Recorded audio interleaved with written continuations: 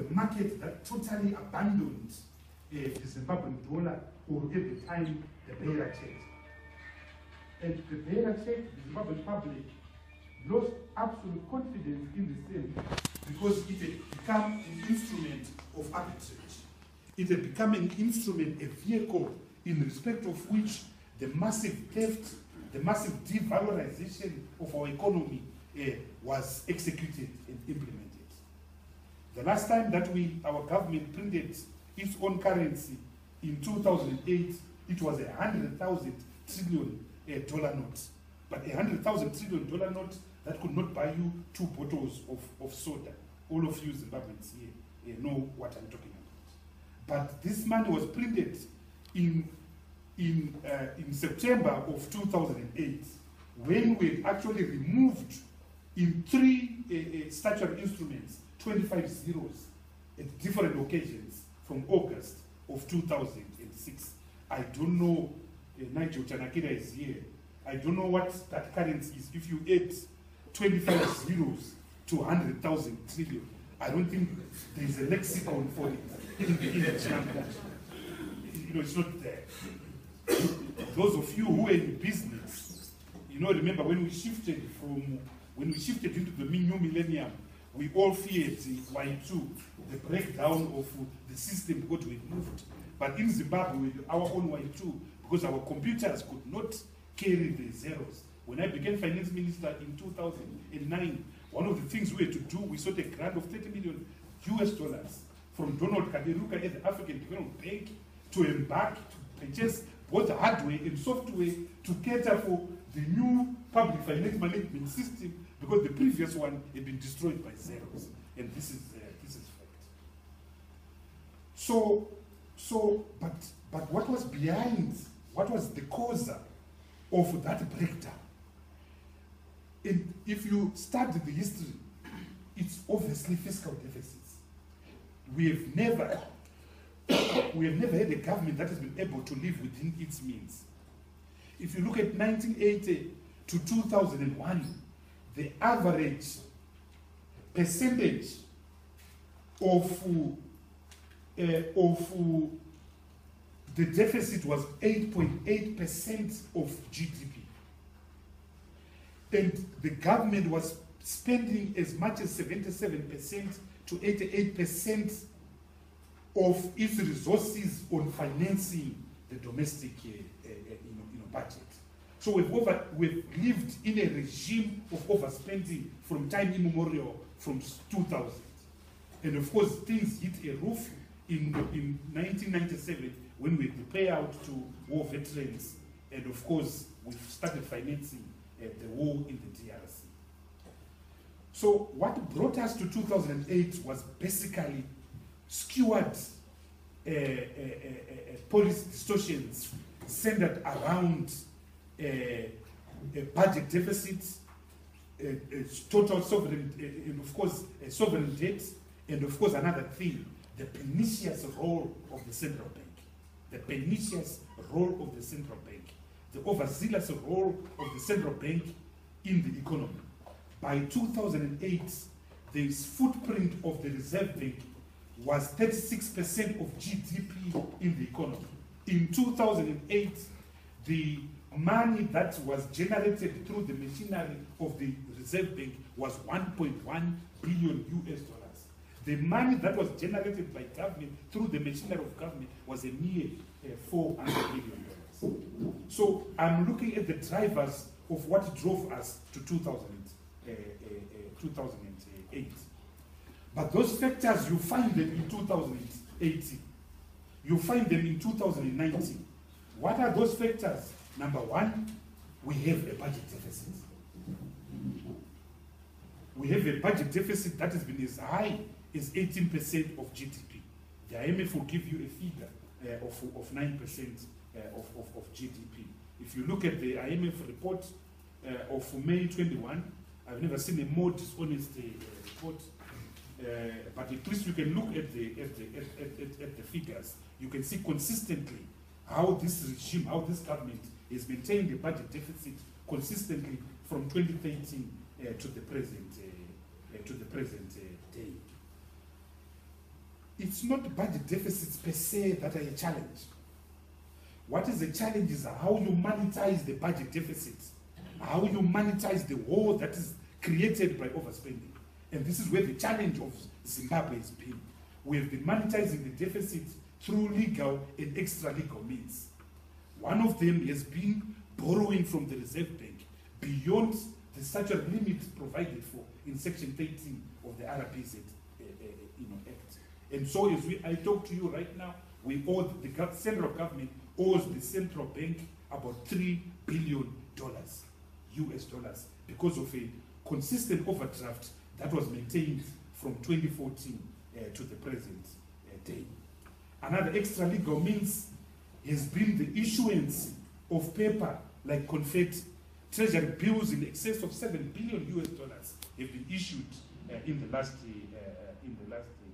few years. So 2008 is similar to 2019. We're back to the future in that what is dominating our economics is, of course, the existence of a huge budget deficit monetized through legal and extra legal means, which put pressures on the economy. A second thing, which was true in 2009, which is true in 2008, which is true in 2019, is, of course, the existence of a huge current account deficit. Consistently, since 2015, our exports have been hovering around 4 billion. 4.1 billion in 2015, 4.60 in 2016, 4.73 in 2017. But look at our imports.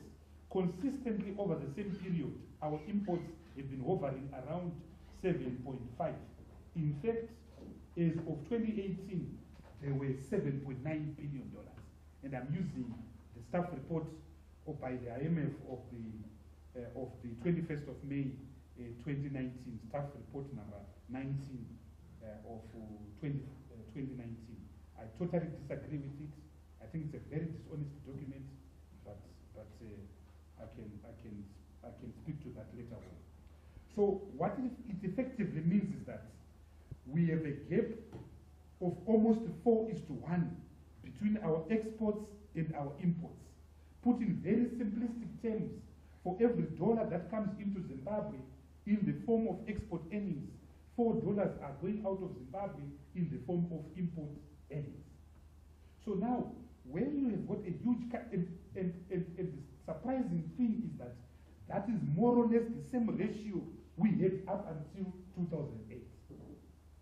Between 2009 and 2013, the figure would vary. At one stage, we got it down to 1:2.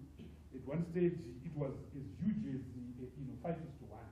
It has been varying, but now it's consistently a ratio is 4:1.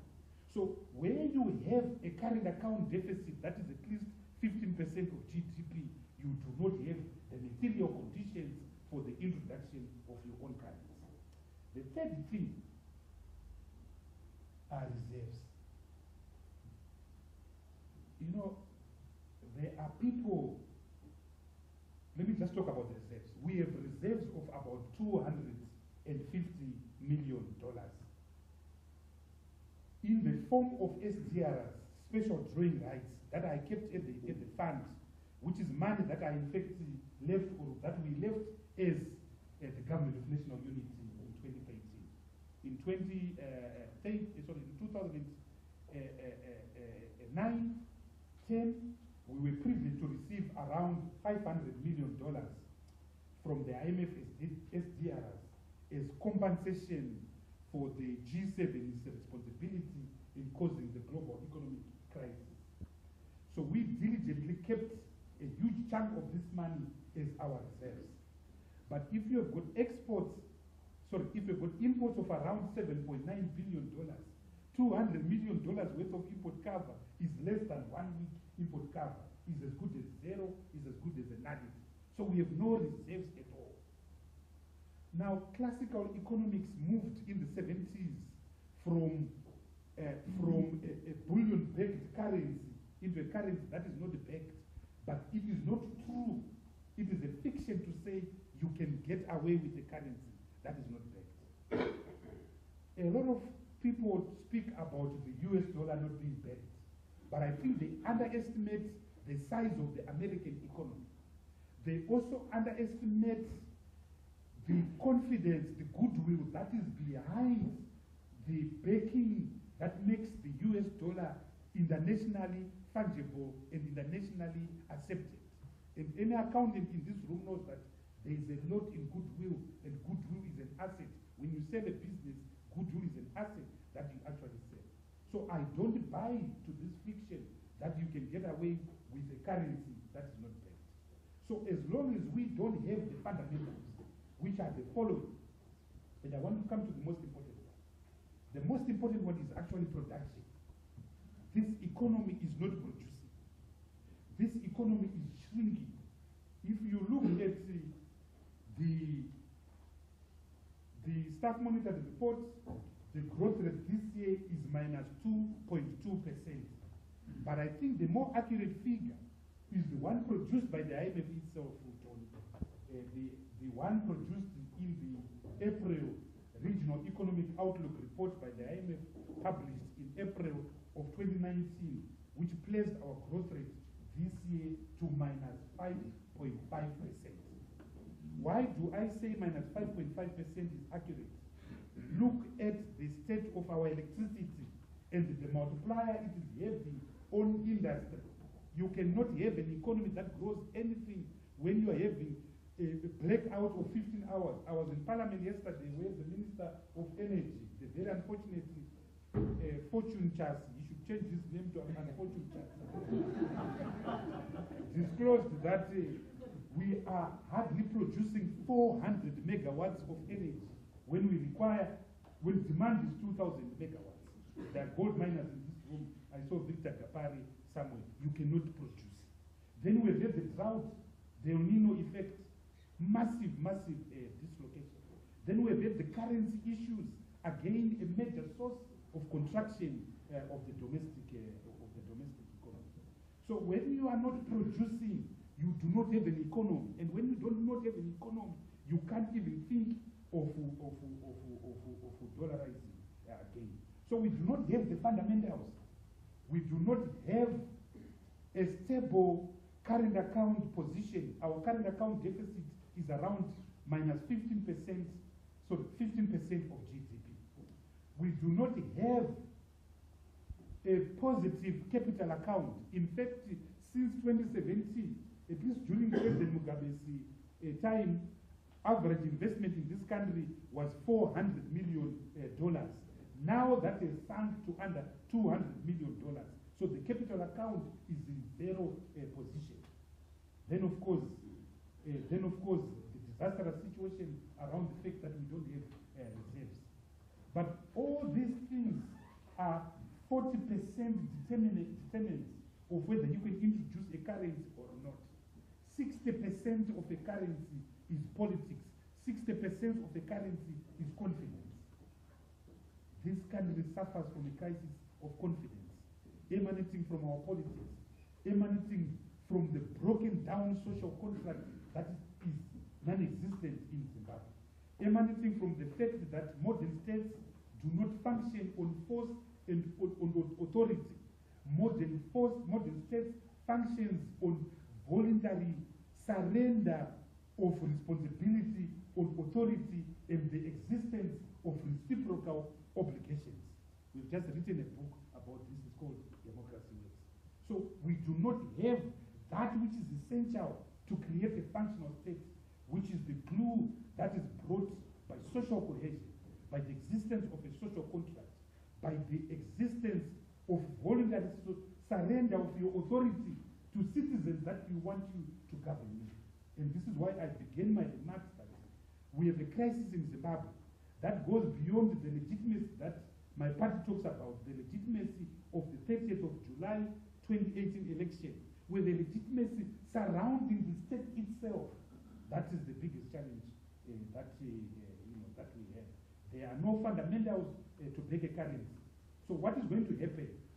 You see, you cannot be in the same nightmare twice with the same character. You should be in different nightmares.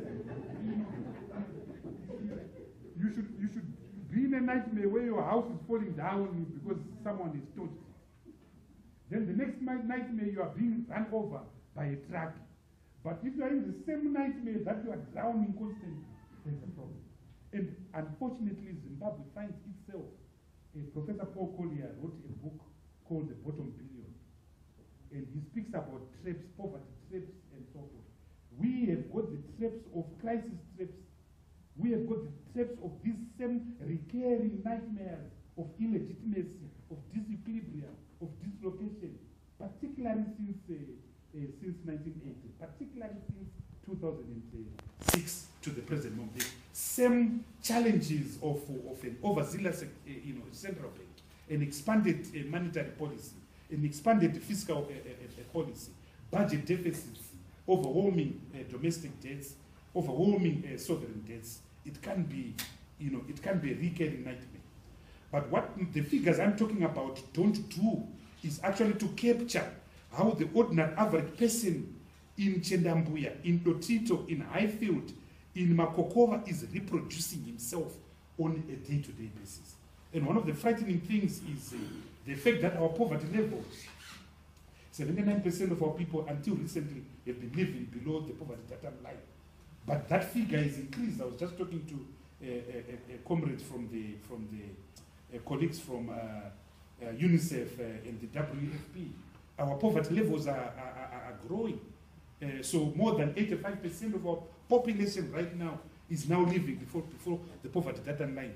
But what is actually frightening me is that the standard of living of the average Zimbabwean you find in Highfield is now poorer than when it was in 1931. And you can tell we have no electricity. Actually, we are better off going to the rural areas. Because in the rural areas, you just know that there's no water, you go to the well. There's no electricity, you look for firewood. So this pretends that we are modern when in fact we are backward. I think is not good enough. I want to move to solutions. On the economic front, first I think let me say that we've got a problem that is bigger than politics, than the economy. So we need to find a space in respect of which we can actually find each other and find time to actually attend to the multiple crises and multiple challenges that are addressing our country, to create what Paul Collier is described in his new book, The Future of Capitalism, as a maternalistic state. And I like the word maternalistic. It conjoins something warm, an ethical state with reciprocal obligations. So it's a much, much bigger thing than a political settlement. We need to do that. Number two, we need to resolve the political crisis. We need to resolve the political crisis. So political dialogue, particularly between Advocate Nelson Chamisa, the president of the party that I belong to, and Emerson Mnangagwa is very key. It's very key.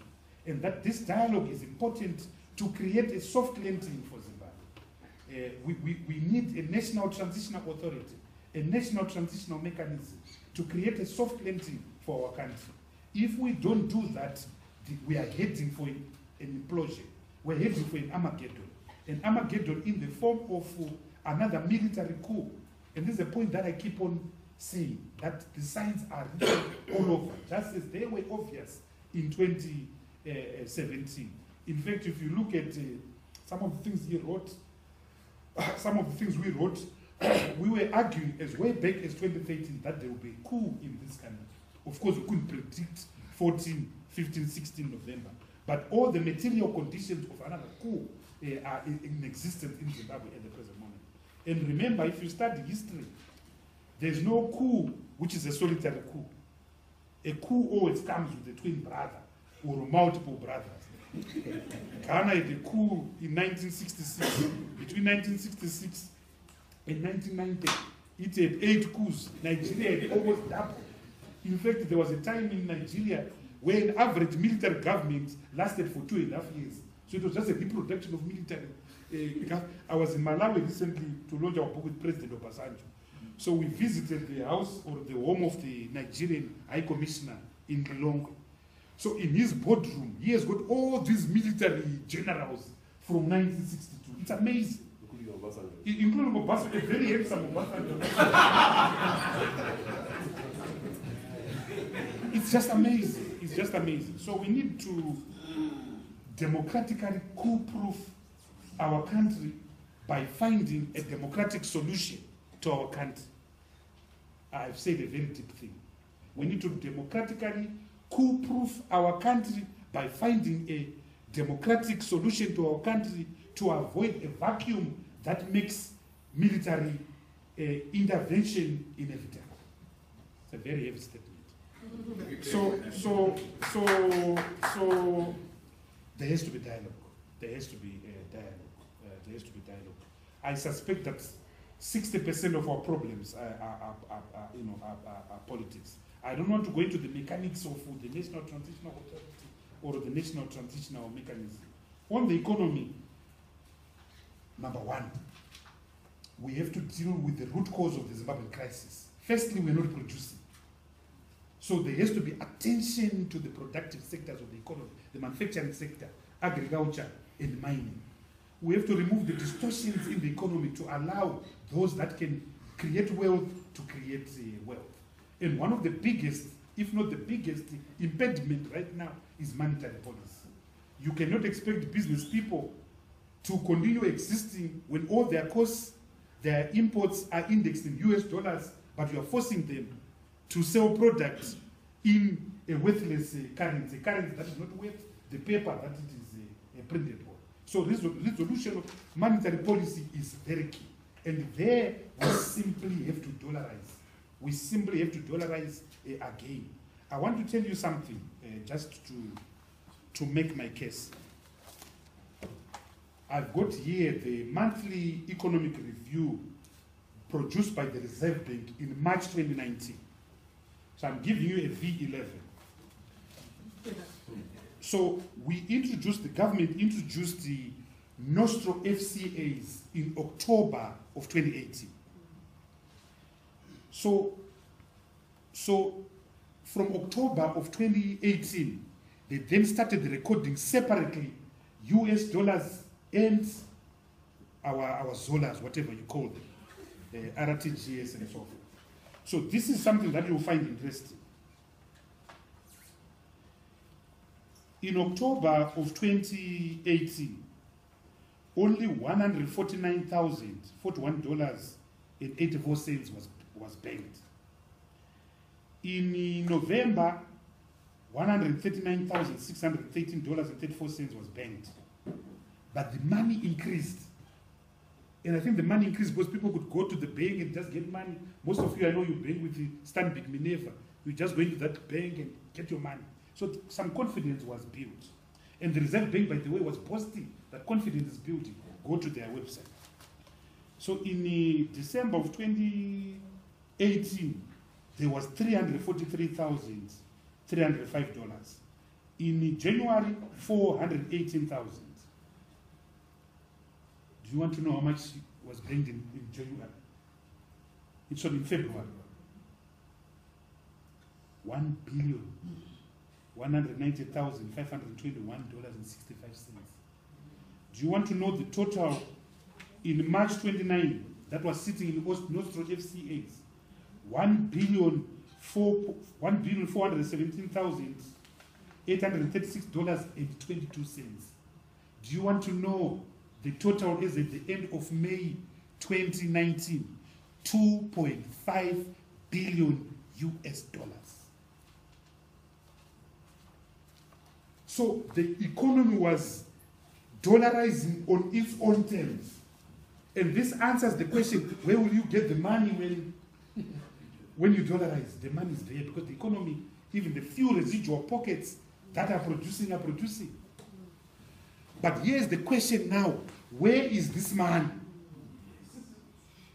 Where is the $2.5 billion or the $1.4 billion as of the end of March 2019? My biggest fear is that the real issue in Statutory Instrument 142 of 2019 is not the re-dollarization or the de-dollarization. The real issue is the theft of $2.5 billion. How else would the government say you can't withdraw from your Nostro FCA if the money was there? So I challenge the Bankers Association of Zimbabwe to tell us whether this money is there. And I want to say to bankers, I see my friend Fads, Advocate Fads here, that the law is very clear. If I put money in the bank, it doesn't matter whether the government is taking it or you are liable. There's a Supreme Court judgment written by Justice Ziambi in the matter involving a Chinese company and Standard Chartered Bank. So to me, this is the real issue. This is the real issue. What has happened to 2.5 billion US dollars? Because clearly they don't have it. Those of you who run companies right now will tell you that in the last 3 weeks, if you went to the bank with your import obligations, banks were not able to do TTs. So where's the money? Where's the money? So we're in trouble. We are really in trouble. Which brings me to my penultimate point. No economy can survive the massive devalorization that this economy has gone through. We lost billions and billions of dollars in 2008. Pensions alone that were lost were $5.68 billion. Go to the Justice Smith Commission of Inquiry that was produced in March last year, even though it's dated March 2017. $5.68 billion. That's pension alone. Then we have not quantified what we lost in 2017 when the Reserve Bank announced the introduction of the bond notes on the 4th of May 2016. And the formal introduction in Statutory Instrument 133 of 2016 in November of 2016. We haven't quantified that. But there was partial recovery as evidenced by these figures of US dollars that I've just given you. Now we have lost them. Why no economy can recover is because all these values are savings. A growing economy needs as one of its ingredients savings. China's savings rate is about 50% of GDP. Why are savings important? It's because that's where you get money as a startup, as a kickstart. You borrow to start up business. It's low interest rates.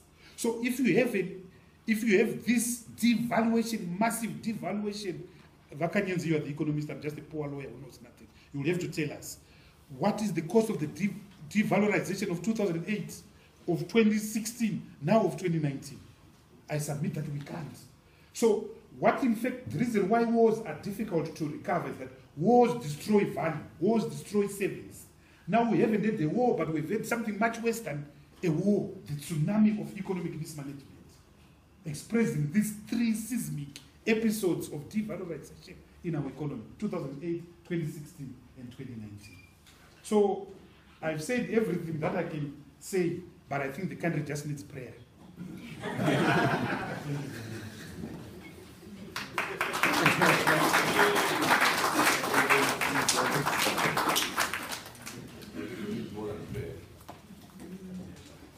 Mambo, Tony, can you help us beyond prayer? If you can tackle some of the issues that today is flagged in terms of solutions. Thank you very much. I'm not going to comment on what Ken Dowd has been saying. He's gone through a lot of the crucial and critical issues that we're facing. Let me pick up where we are and talk about the possible ways out. Let me begin by saying that, I think people here have become accustomed in the last decade to believing that currencies are something you pick and choose, sort of cherry pick. Oh, well, let's have the rand, or let's have the dollar, or let's have the Chinese RMB, or whatever it happens to be. That's not what the real world is like.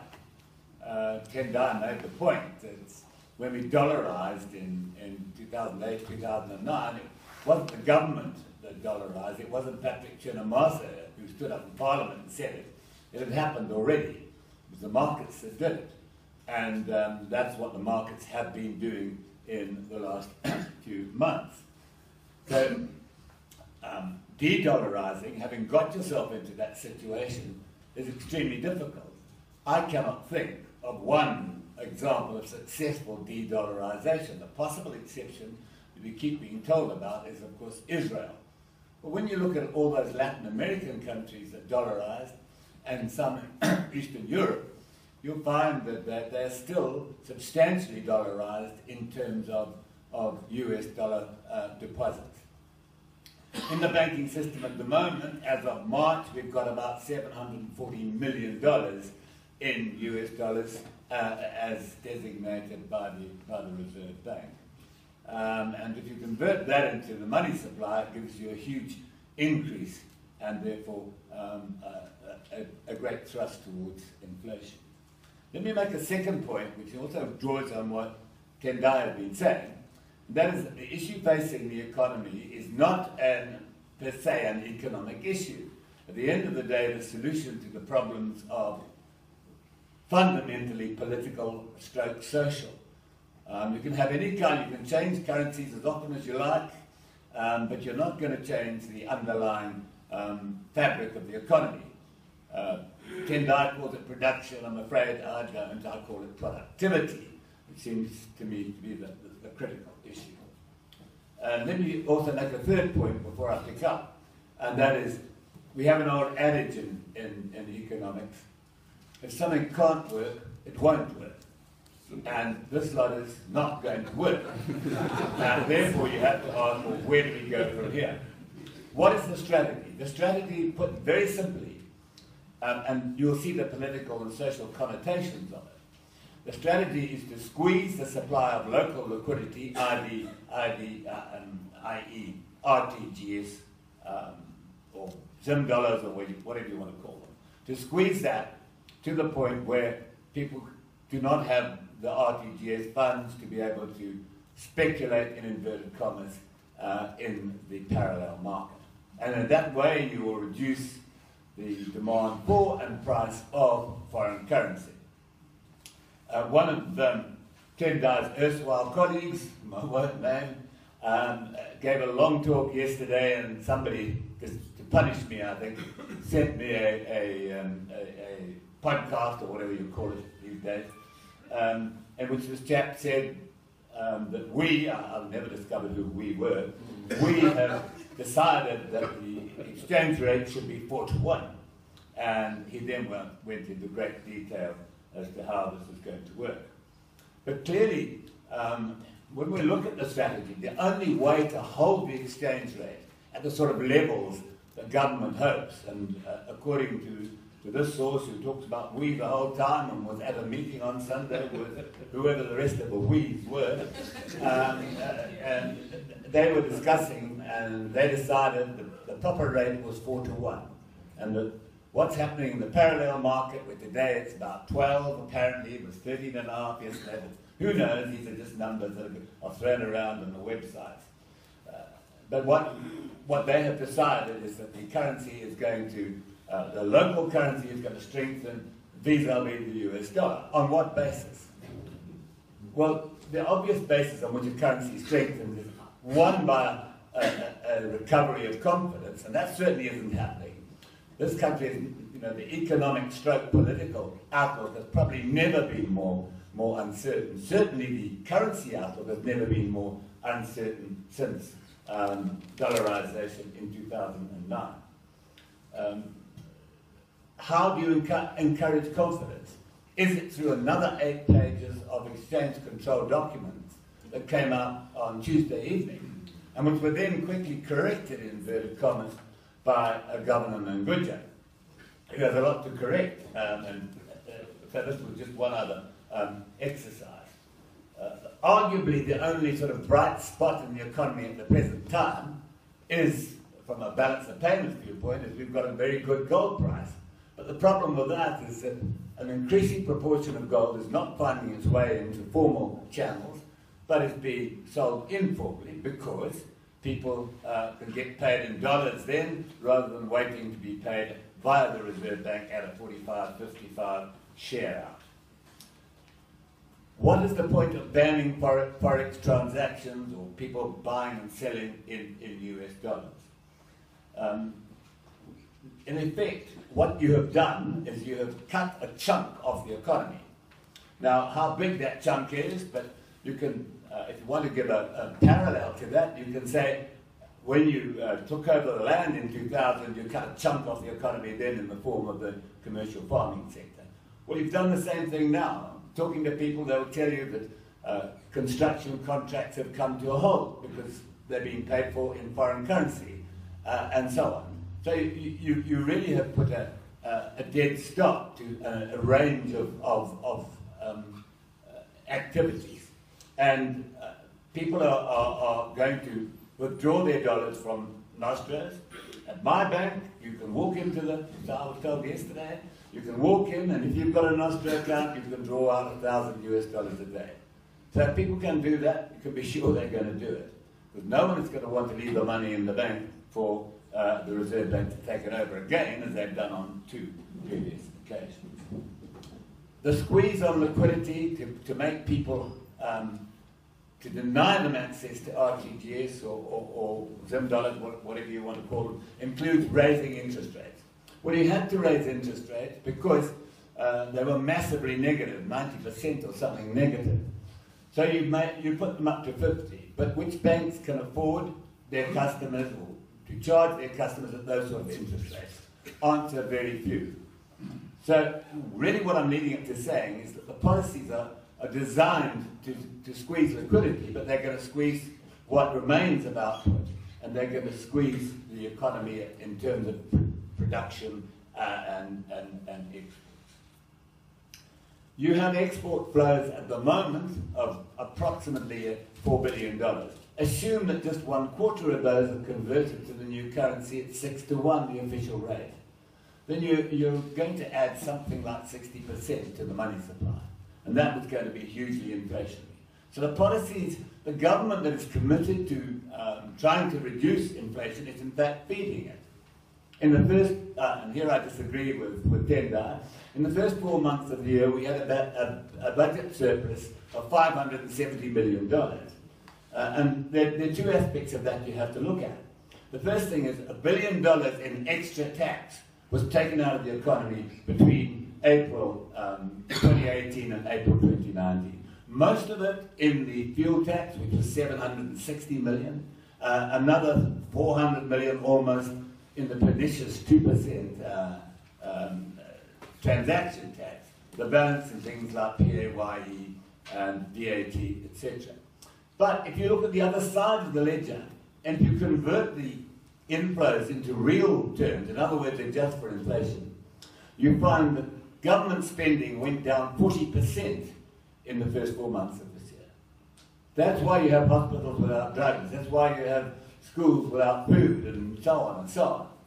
So you've got a budget surplus, but it's more smoke and mirrors than the real world. And it's a budget surplus that is going to disappear because there's a huge pay increase coming to the public service. We know about that. And we have, and here again, I would like to hear Tendai's view on it. Tendai was quoting a lot from the staff monitored program. But in it, there's a budget which was approved by Cabinet in April. It's now the end of June. Why hasn't that gone to Parliament? What is Parliament not allowed to see the budget? I wondered if in fact that issue was going to be picked up. RBZ is printing another 400 million, it tells us, in bond notes. Governor Manguja says we have 600 to 800 million of bond notes. The RBZ document that Tendai has just been quoting from say we only have 500 million. So one doesn't know. It's a huge increase in the availability of currency. So is that just going to find its way back into the parallel market? My point is government policy self-contradictory? So for all of these reasons, one is saying that the policy cannot work. And there's another flaw in the argument, and that is consumer demand, disposable incomes are all falling dramatically at the present time, partly because 1.3 billion or whatever in extra tax has been taken out of consumer spending, partly because real wages, already at a 5-year low before this year, are going to be falling quite dramatically. We're not seeing increases anything like the rate of inflation. Partly because informal income is down, or formal sector income is down dramatically because of the cyclone, the drought, and of course low tobacco prices, which affect a lot of informal producers. So really what we've got is a government that is taking consecutive bites at the same cherry, and there's not a hell of a lot of the cherry left as a result. We started in 2016 with bond notes, then we had the Nostro account, then we had the fourfold increase in fuel prices, which was really just another tax. Then we had devaluation of 60%. Since that 60% devaluation, we've had another 60% decline and depreciation of the currency through the day-to-day trading. So we're now at a cumulative devaluation this year of 85%. And this is feeding back into inflation very quickly. So the policy of trying to squeeze the local economy is self-defeating, because you're going to have to start spending money, and when you do that, then the budget surplus and so on will disappear. Leaving aside the legality of the measures, which Tendai has spoken about, which I know nothing about, a key flaw is that so many of the measures over the last 3 years have undermined confidence. You've shown that the currency is weak and is depreciating. You're now making it compulsory for people to use a weak, depreciating currency in which to trade. So it's a policy that can't work. So turning now to the future, as of now, re-dollarization looks to be the only way out. It may not be the optimal way. You may do it by randizing and instead of dollarizing, but I don't think that's feasible, because it's again a question of confidence, the confidence deficit. People are going to say, no, thank you, we want to go back to the US dollar. GDP is going to fall, I think, by more than the number that Tendai was talking about. It's going to fall, I would have thought, by at least 7% this year. Inflation, which the government says is going to now says is going to average 80%, is going to average much more than that. It's not going to end the year at 50%, as the government says, but nearer 70, 80%. The budget surplus, as I've just said, is essentially smoke and mirrors, and was going to be overtaken by increased spending. And spending is going to rise more rapidly than revenue. So where does this leave us? Well, first of all, so far as the S&P is concerned, it leaves us up a creek without a paddle, in the sense we've made a number of promises, very soft promises, let's face it. But one of them is that we won't increase RBZ lending to government by more than 300 million. Well, I think you can kiss that one goodbye. It's going to be overtaken by the increase in public sector salaries, apart from anything else, plus the extra 400 million in bonds that is going to be printed. It will be very difficult, however you play the cards, for the fund staff. Remember that we have a distinction at the IMF between the staff, management, and the board, which is the sort of governments and so on. It will be very difficult for the staff to go and say, look guys, in February or March next year, when this SMP ends, say, look guys, the SMP has worked, we must therefore come and rescue the Zimbabweans with the debt relief and so on and so on. I don't think we're going to get to that. And Tendai sketched the political threats, which ultimately, at the end of the day, may be the more important ones. So to conclude, where do we go? Well, quite honestly, it seems to me the market takes us back into re-dollarization. I can't really see any other alternative at this stage. If you're going to launch a new currency, we've had a lot of talk about getting the fundamentals right. Now, people find it very difficult to say what those fundamentals are. But clearly, destroying people's confidence in the currency, and then saying you're not allowed to hold anything else, criticizing people who seek to protect themselves through what is called profiteering stroke speculation stroke economic sabotage. You know the words. They just roll off the tongue very easily. This is not, this is not a way to encourage people to have confidence in your currency. I see a member of parliament was quoted yesterday as saying, we must have confidence in the currency. Yes, well, he can have confidence in the currency, but the rest of us don't have it. And what is going to make us have it? Thank you. I'll leave it there.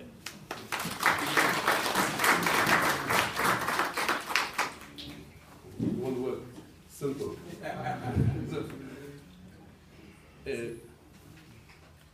Can you give us a little more confidence? It's very depressing stuff here. We're nowhere. Back to the future. Huh? Godfrey, help us. Well, I'm not sure that I'll give you confidence, but I can only swear to say the truth and nothing but the truth, so help me God.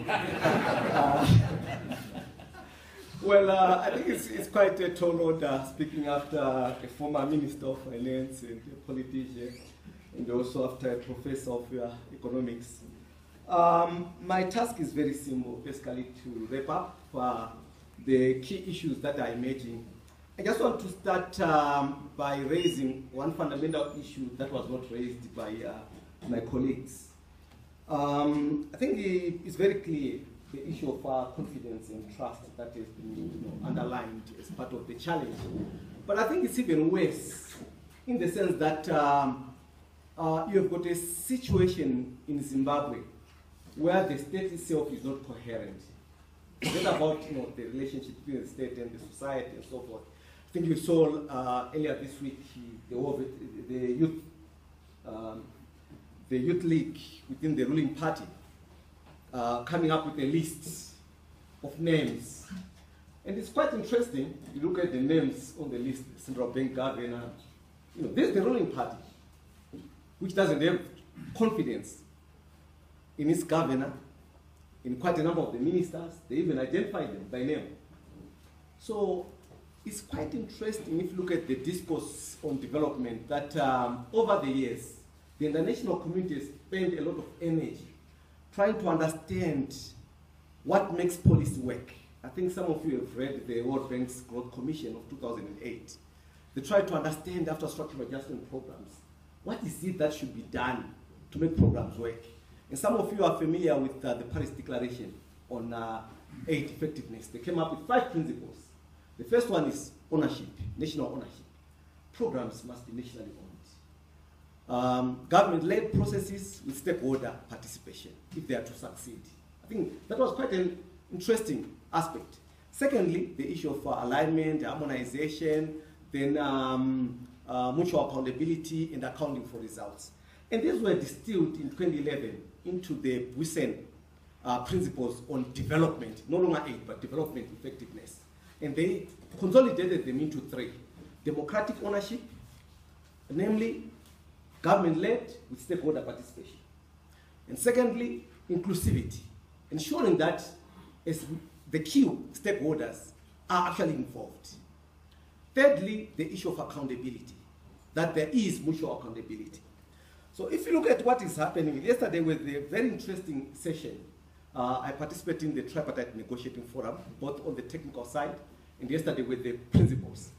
We spent some time 2 days ago with government, business, and labor. What I found quite interesting, to my surprise, was the level of consensus around the issue of the currency, including the Minister of Finance, the Minister of Finance was not the Minister of Labor. It was Minister of Labor, Business, and Labor. And I think some of you read today, yesterday, we came up with a communique where we all agreed that concern was raised on the consultative process leading to promulgation of Statutory Instrument 142 of 2019. It was resolved that a proposal be made to Cabinet to consider withdrawal or review of the statutory instrument with inputs from social partners. Going forward, it was agreed that social and economic policy proposals be discussed at the TNF before pronouncements. Can you imagine the Minister of Labor also appended? It's almost as if they are not part of the Cabinet. And the journalist asked during the question and answer, but Honorable Minister, aren't you part of the Cabinet? That now you are saying this thing must be rescinded and reviewed. And he said, well, we are still in transition. We haven't learned how to work in concert as a government. So you can see the major challenge that we have here, where we've come up with policies that, are not shared even within the same cabinet. And the same cabinet now says we must actually, a key member of the cabinet is also embarrassed that they are not consulted, that policies are just being, imposed without any dialogue at all. I think it's quite nauseating. I think you saw also war veterans yesterday, they came up supporting the youth, saying that, well, something is rotten in Denmark. Things are not really going according to. So there's a challenge there in terms of how we do business. Vis-a-vis, if you benchmark against the, discourse, where the discourse in terms of development practice is. So secondly, it's also very important to note that we've been lying to each other. If you go back to October last year, when when we created the one-on-one between the Nostro and RT, we were told basically that it will stand because there are lines of credit from ZIMDOLLAR. The same thing had been said with respect to the bond notes. And again this year, in February, when we introduced the interbank market for foreign exchange, we're told in no uncertain terms that it will actually strengthen. It will strengthen. That was the prognosis from our authorities, on the basis that we have adequate lines of credit. And I think it's very clear that in all these instances, such lines of credit never existed. And hence, the exchange rate just went one way. I think it was not surprising, demand and supply. Where you're constrained in terms of supply, it's so easy, that it will simply go, you don't have to be, a rocket scientist to realize that it will go one way. So it's not surprising what's happening in Zimbabwe. But we keep on, shifting the goalposts to the extent that the policy formulation in Zimbabwe has become a game of hit and miss, played with more enthusiasm than success.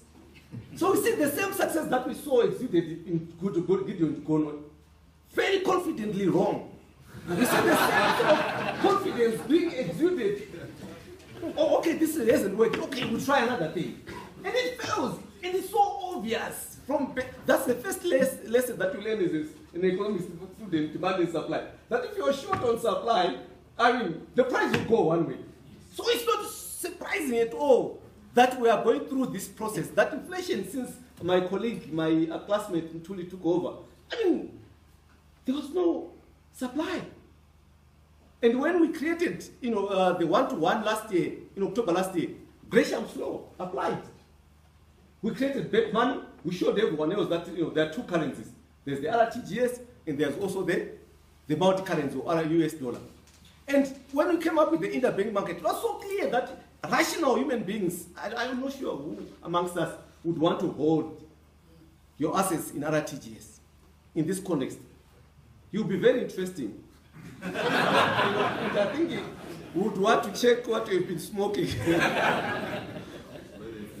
in this context. Simply, it's so obvious that what's happening is perfectly rational. That no one would want to hold onto RTGS, a currency that is losing value. I was on the Presidential Commission on Insurance and Pensions. People lost value. And now we're going through another. The recommendations have not even been implemented. And now we're going through another sort of process of loss in value and prejudice. Through the currency, the depreciation, rapid and massive depreciation. So when you are in this context of the rapid depreciation of a currency, no one would want to hold on to that currency. And everyone wants. But what has happened now with this, statutory instrument, we're now being told to hold on to this currency. That doesn't make sense. So it's a process of swimming against the tide. No one would actually want to do that. You are, as Tony has highlighted, moving and fighting the market. And you can't win. In 2008, we saw it. Re-dollarization, the introduction of the dollar, was not done by authorities. It was actually the market itself which rejected the Zimbabwean dollar that had been debauched, that had been decimated. So essentially, it's very, very clear that what we're doing to quote, and please don't blame me, blame Tony. He was quoting someone else. I'm not the one quoting, I'm quoting Tony. And Tony quoted someone else. That it can't work and it will not work. It's very obvious that this is going to be the case. So if you look at the current scenario, where, you know, it's also very important to go back to the genesis of all this crisis. It's very similar to how it debauched the ZIMDOLLAR, you know, in 2007, 2008. Profligacy, imprudent fiscal policies and so forth. We saw what happened, the quasi-fiscal also. Since 2013, you should have said, I thought if I was in opposition, I would have posted a bit that when you left, the economy was in a much healthier situation. The budget was almost balanced. If you remember, the budget deficit was just minus 0.3, I think, in around 2013. And we saw what happened immediately. Tony and I were at on the board of the Reserve Bank, and we came up with a policy. You remember the Reserve Bank debt? We said it was 1.3 billion. The principle should be the beneficiaries must pay. And we all agreed. And I think Parliament also took a cue, and basically nothing moved. But in 2016, government decided to take over that debt. And even Chinamasa indicated in his 2017 budget that, you know, that really created real challenges for him. To the extent that much of the resources that they were actually cleaning up from the banking sector, etc., were not even going towards the budget deficit. They were dealing with the legacy debt. He basically indicated. To the extent that when they left office in 2013, the domestic debt was hardly there. We only had the domestic debt of about $275 million.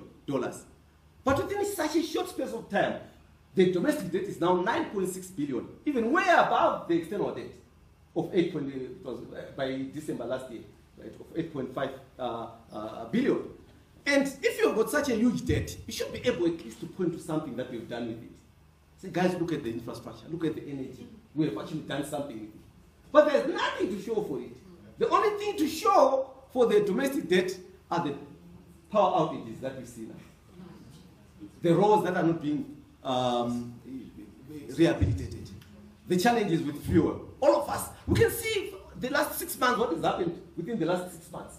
It's very, very clear, you know, that this excitement coming in, I'm a professor of economics, I want to show you that single-handedly, I can turn around the fortunes of this country.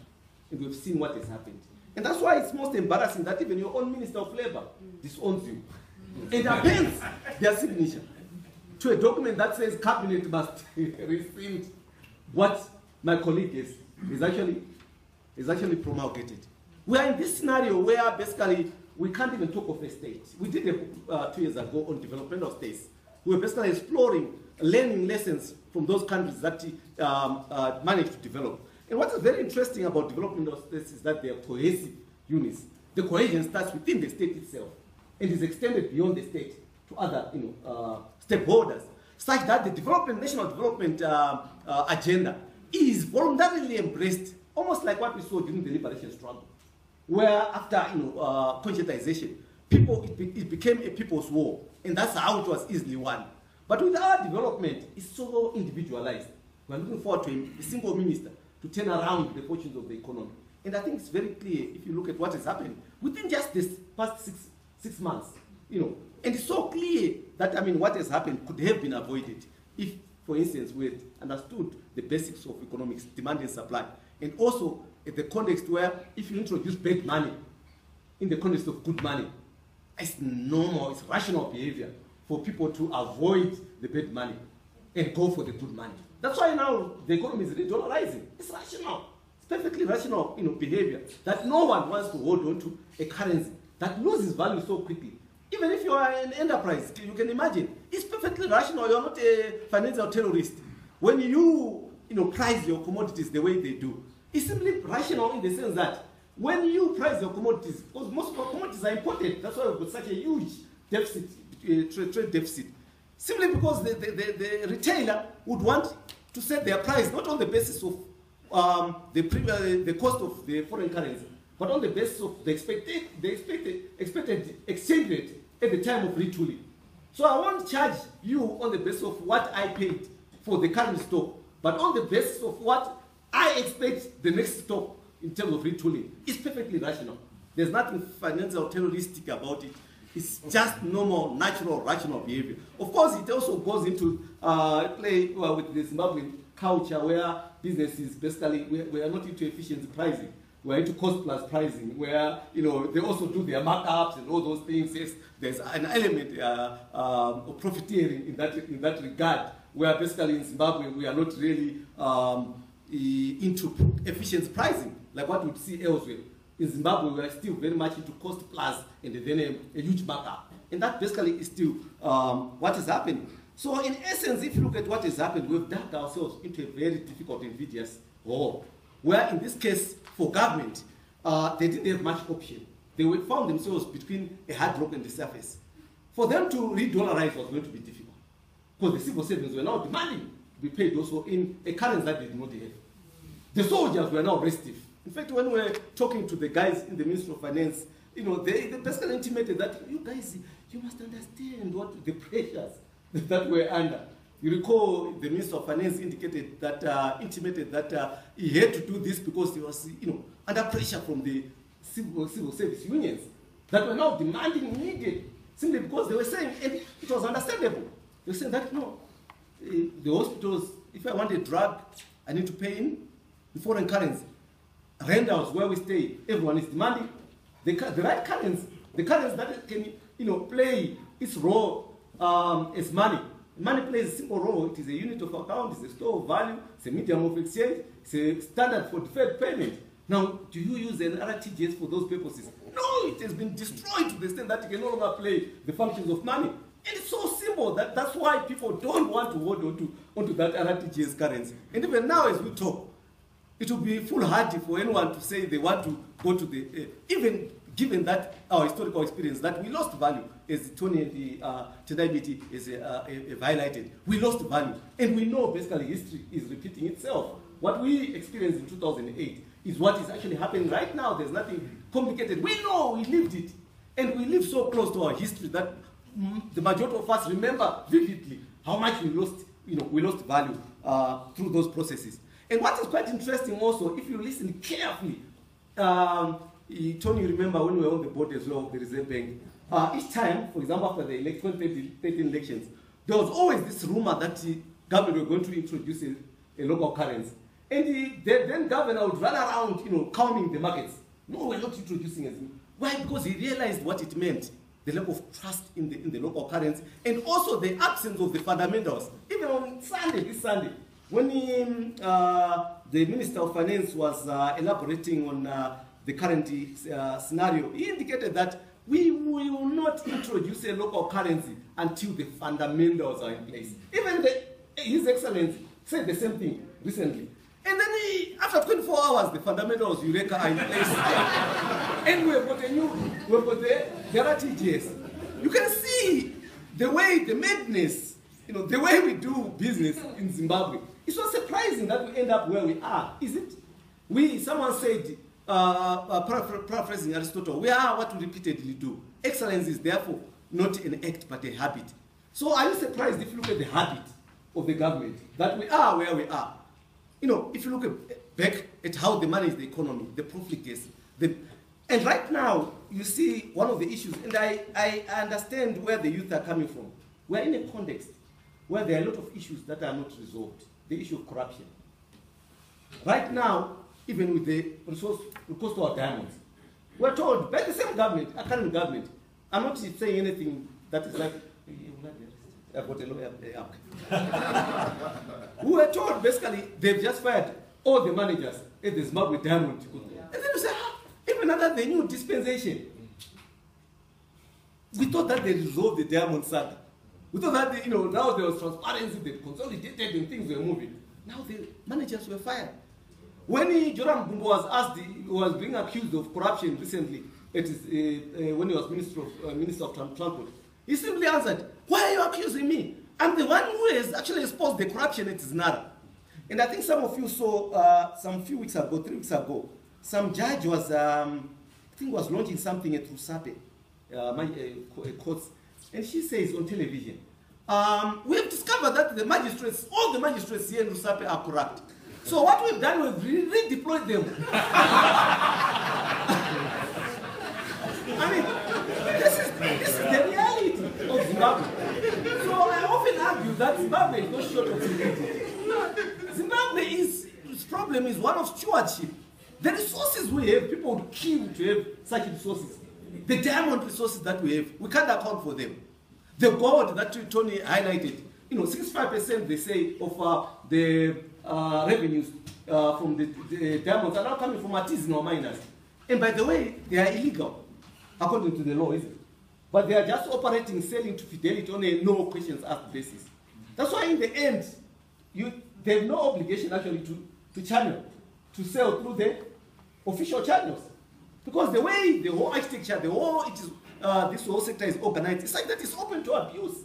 And it's deliberate. I won't say who, the cartels, I think we all know how Zimbabwe is cartelized. So when we talk even about a market, I was also shocked when we were talking about markets. Now we want to put we introduce the interbank foreign currency market. I ask myself, what markets are we talking about in the context of Zimbabwe? These are not proper markets. These are controlled markets by cartels. We know you and me cannot really influence this market. We know who is influencing, and the youth elite, I think, for once I agreed with them. They had the names. Not all. No, I'm not saying all, I'm just saying it. So they had the lists in terms of they know, and we know who is driving this economy. We know when we talk of a market, what type of market we have, isn't it? It's not a perfect market. It's a highly, catalyzed market. In South Africa, they will talk about state capture. It's captured, whether it's fuel, we know. Command agriculture, we know who. So we know basically. So when you have an economy like that, the issue is not just about looking at the economics. I would agree with my colleagues that we need to start on the politics. We need to deal with the politics. We need to deal with the foundational values. Nigel and I are working on with a group that is looking at values, coming up with new values. Because you can't build something without values. If you look at the system that we have built in Zimbabwe, we basically incentivize the wrong things. Rent-seeking behavior. Someone can just wake up and say, I've just imported a Lamborghini. Someone who is in their early 30s and they say, well, I was a millionaire already. And they have never worked. We know that these guys are just politics and a member of parliament. So rent-seeking behavior pays. It's not surprising, therefore, that there's no productivity, no production going on. Because we've incentivized the things that don't take our economy forward. We have, allowed corruption to go with impunity. At all levels, there's no sanction, there's no cost to being corrupt. To the extent that we have actually fueled it, we have added wind to the sails of the corrupt. To the extent that the corrupt actually look like, if youngsters aspire, they don't look to the people that are hardworking. They look to the people that really can make it without really looking like they are really breaking any sweat. So in essence, that's the system that we've created in Zimbabwe. We need now to rebuild Nigeria. I think it's a very interesting initiative that is emerging, where we're now trying to rebuild come up with values that can define a new Zimbabwe. Because the old values, if we can even call them values, they won't take us anywhere. I was on the Presidential Commission on Insurance and Pensions. We looked at what's happening at NASA. I mean, if you had an option, you wouldn't allow your monies to be managed by someone at NASA. We have lost value in every field. We had the power to subpoena, so we subpoenaed the managers. You guys, why is it that you lost money in every field bank? And they were very open. They said, no, it's not us. It's politics. We'll be told, put money there. Why? Because the leaders, politicians, had non-performing loans in those banks. If you look at the the Zimbabwe Asset Management Company, ZAMCO, which was taking over. I mean, I was talking to some bankers, and they were telling me that they complained because most of the assets were just being taken from one bank. And the other said, but what's happening? It's because the politicians' non-performing assets were in those banks. So in essence, these are the issues that we need to address. So it's not just a choice of which currency to use. As long as we don't address this, we have destroyed the local currency in the first instance in 2007, 2008 through hyperinflation. And we have again, through similar sort of processes, destroyed the multi-currency system. And now we are going to the ZIMDOLLAR. Unless and until we change these issues, these attributes, these characteristics that have resulted in the debauching of the currencies, this ZIMDOLLAR is dead on arrival. It's not taking us anywhere. So it's not just, the name of the currency. we can call it whatever we want, but the same fate will befall that currency as long as we don't address the fundamental issues that basically are resulting in the decimation, in the destruction of these currencies, to the extent that they can no longer play a proper role that any sort of currency should be able to play. So for me, basically, those are the key issues that we need to begin to work on. Zimbabwe is a broken state, it's a broken country. We have to acknowledge that. We have to start with all these things that the South Africans started, where they started, with the reconciliation, with the healing, the truth, and all these things. We go to Matabeleland, people are worried about, they are hating. So without addressing, bringing to a closure the issues of Bukura Hundi, it's very difficult to move on anything. So essentially we need, to begin to work towards developing a coherent national framework. Nation building becomes critical.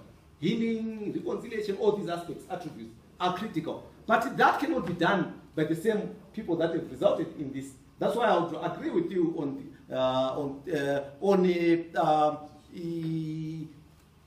examples of, for example, the National Transitional Authority and all those aspects are critical in the sense that you are trying to build afresh, because you can't allow those very people, because they cannot, as Jonathan always said, we cannot reform ourselves out of power. So it's very clear that if you've been involved in the corruption, you are now sort of trying to reform the parastatal where you've destroyed that parastatal. You'll be exposing yourself. So it's normal that they will protect themselves and dig in and refuse. That's why you see all these reforms are not going anywhere. Everyone, I think, is agreed now, whether it's the Chinese, I talk to them, whether it's the Russians, whether it's they agreed now that Zimbabwe will not go anywhere.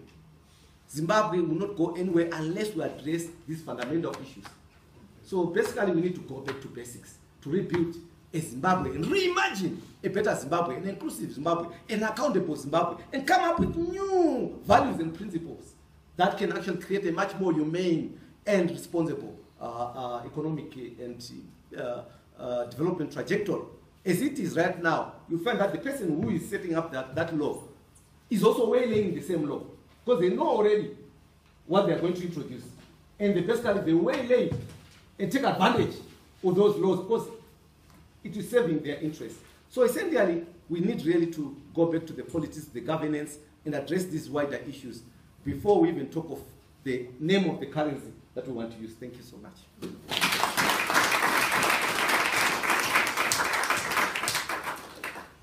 Yeah, before I take the discussion on the floor, I just want to raise one or two questions. The first, and I want that to begin. Change requires agency. What are the instruments that one must use, especially on the economic front, to begin the change that's required? One of the points, what he says, the state is rotten. Did I say that? Yeah, I'm saying so.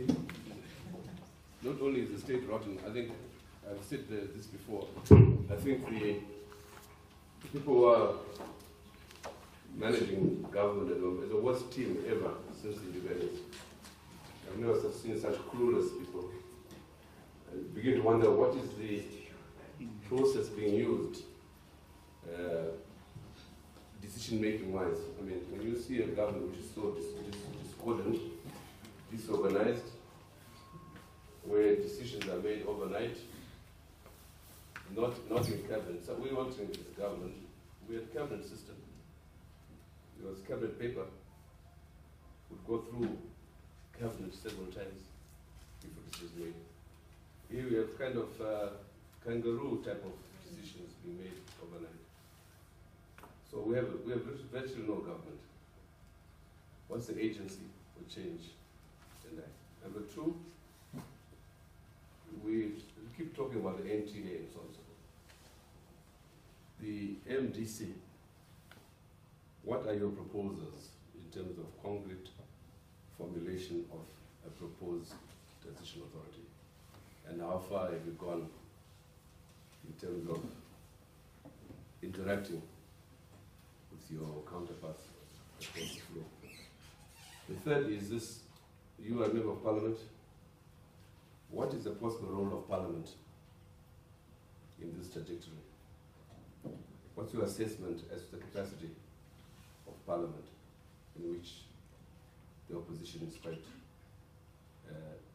not dominant, but very present. You stop there, Lieutenant.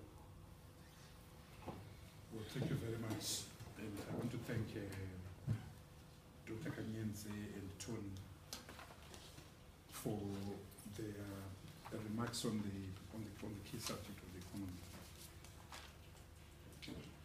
I've always argued that it's not possible to have a reform without reformers. And I've said this particularly in response and in respect of the overzealousness that I've seen in some quarters of the international community about the capacity of the present government to actually implement reforms. And I'm being very soft here.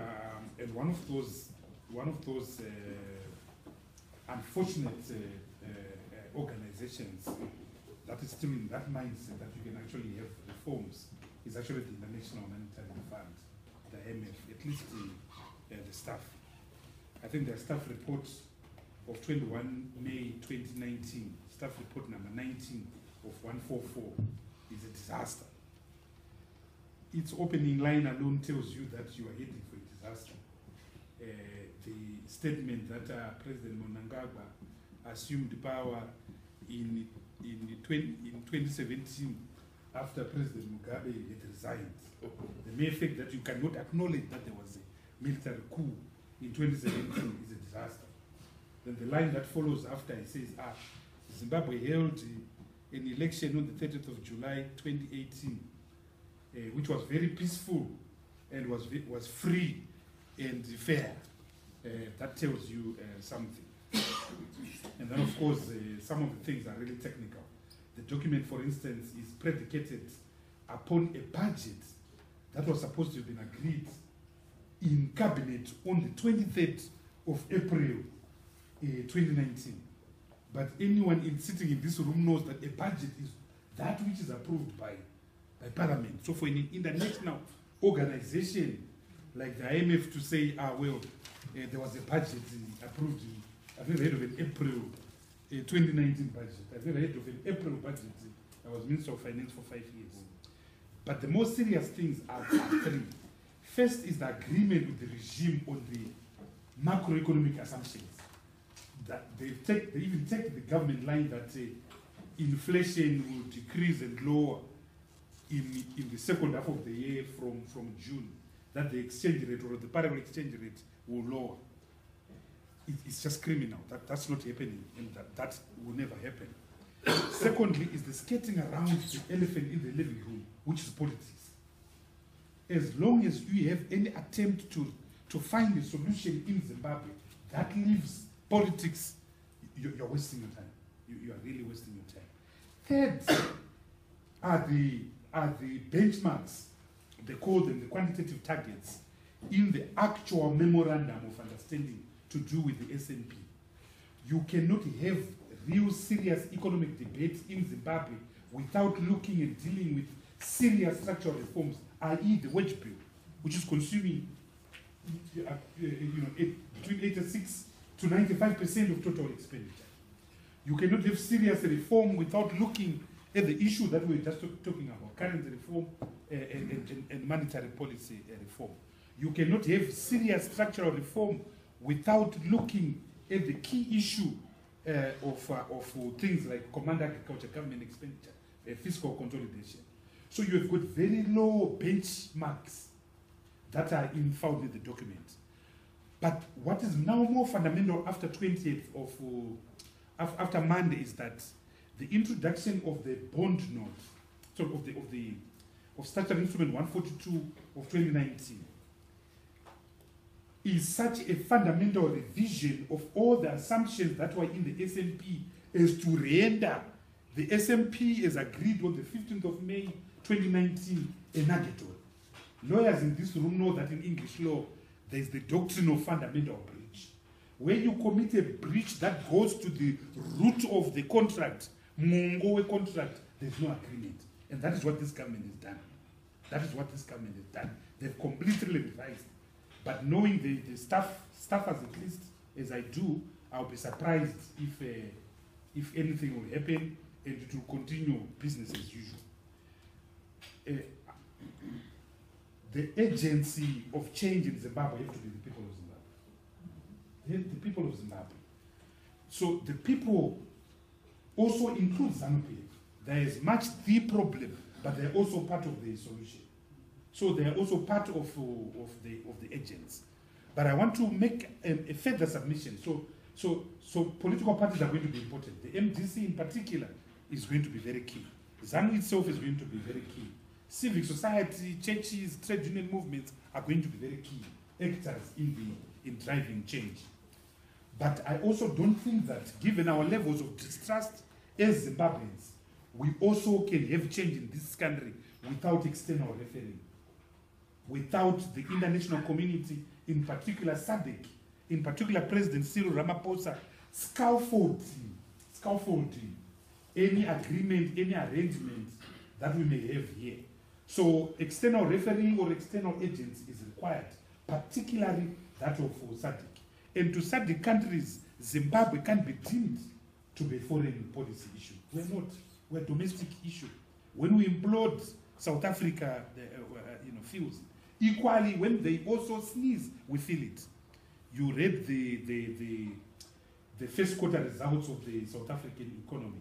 The economy has shrunk by volumes it has never done in 45 years. We're going to feel it, because in many ways, more than one, South Africa has been subsidizing ourselves. If you go to Baragwanathi Hospital in Soweto, 20% of the mothers that are giving birth are Zimbabweans. So we are putting a premium, the Zimbabwean crisis is putting a premium to the South African economy and indeed to the economies in the country. So very shortly, Zimbabweans are the agents of change, including, even if I don't like it, ZANU-PF itself. But we have to dissect ZANU-PF now, because I think part of our problem now, particularly after 2017, is that with Mugabe it was straightforward. He was the sole center of power. So when he sent Chinamasa and Goche to negotiate with us, as he did from 2007 to 2008 so 2009 until the agreement was finally reached on the 23rd of January 2009, you knew you were dealing with ZANU-PF. Now with the military elements, it may be worthwhile to say, let the general sit there, then ZANU-PF sit there, to find a solution. I know you are laughing, but it's fact. Because we don't know the center of power in ZANU-PF. And it's quite evident that Emerson does not have the glue, the vice-like grip that Mugabe had on the state. Second issue, we are going to launch a document very shortly called the Reload as MDC. So we're very clear on what needs to be done. Also, go to our Congress resolutions. We're very clear that there has to be a political solution. We're very clear that we need a transitional mechanism. We're very clear that at the epicenter of this transitional mechanism is the reform agenda. Structural institutional reforms, focusing in particular on three things: electoral reform, reforms around politics, including harmonizing our laws to the constitution, including two beasts, the beast of state capture, the issues of corruption which we're talking about, and the securitization of the state, and then of course the economy itself. The agenda of national healing and the restoration of the social contract is key, because if we get that argument, we're going nowhere. So I think that for us, the key distinguished thing between what we propose now and the government of national unity are three things. First, the international scaffolding of the whole process. With the GNU, we had a problem. We left it to a creature created by the agreement called JOMIC, which was powerless, which actually the weakest members of the political parties. So we need international scaffolding. I also think that it was a mistake to leave Parliament out in the GNU. Parliament's role was just to write the constitution through COPAC. But I think Parliament should have had some kind of oversight, role. Then I think let's have measurable and achievable targets within defined timelines. Let's have a Gantt chart. If we say security sector reform,